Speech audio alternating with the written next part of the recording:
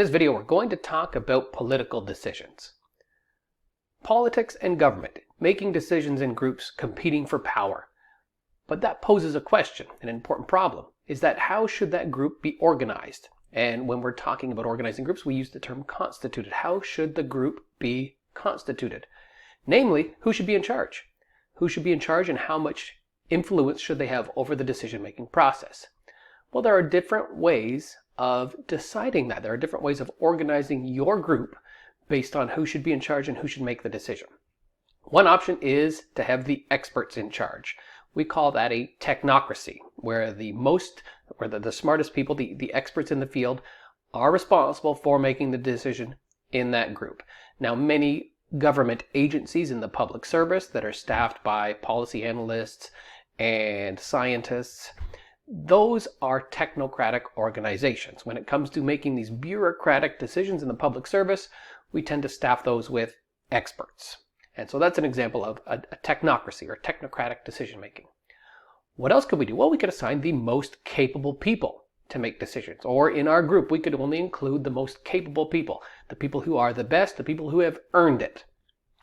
Any organizations that function this way, well, we like to think that higher education is a meritocracy. Who gets into higher education? Well, the people that have demonstrated their aptitude with grades and their performance on standardized tests. Then who proceeds in higher education? Well, the people that get good grades, they get awarded with honors and achievements, and eventually they can graduate. So the idea behind higher education is that the people that are able to enter higher education, the people that graduate, have earned it. That's an idea, the idea behind a meritocracy.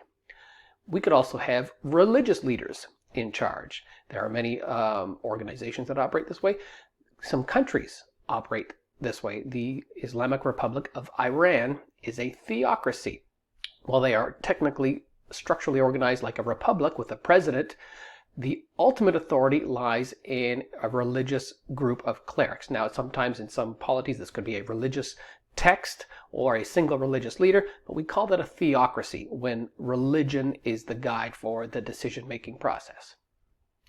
What about elders, people that have been in the system for the longest? Maybe they should have the most voice. We would call that a gerontocracy, when the old people are in charge, when they're the ones that should make the decision. That's one way we could organize society. One criticism of democracy in North America is that disproportionately older folks vote way in much higher proportions than younger folks. So effectively, in America, for example, the government really serves the interests of older folks because they vote more, in higher proportions than younger Americans. So that's that one criticism, is that it basically functions as a gerontocracy. The older people have influence. The older people are the ones that are in power in places like the Senate or in the presidency. There's also an option that everyone should have input in the decision-making process, regardless of age or experience or merit or religion. We call that a democracy. Democracy means everyone should have input in the decision-making process. But if we choose democracy, if we choose a democratic decision-making model, that poses an additional problem. What is the decision-making rule? And that's a question we're going to turn to next.